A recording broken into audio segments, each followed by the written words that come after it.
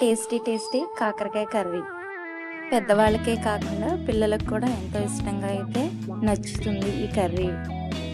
తయారు ముందుగా స్టవ్ వెలిగించి కడాయి పెట్టుకుని డీప్ ఫ్రైకి సరిపడినంత ఆయిల్ వేసుకుని కాకరకాయల్ని తీసి రౌండ్గా చక్రాలు కోసుకొని మధ్యలో ఉన్న గింజలను అయితే తీసేసి వేడైన తర్వాత అందులో వేయాలి.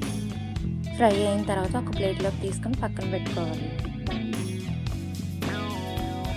అదే బాణీలో 3 ఉల్లిపాయల్ని కట్ చేసుకుని అందులో వేసుకొని ఉప్పు పసుపు వేసి కొంతసేపు మగ్గించుకోవాలి. మగ్గిన తర్వాత ఒక మిక్సీ జార్లోకి తీసుకొని ఒక 10 వెల్లుల్లి రుబ్బల్ని, 1 స్పూన్ జీలకర్ర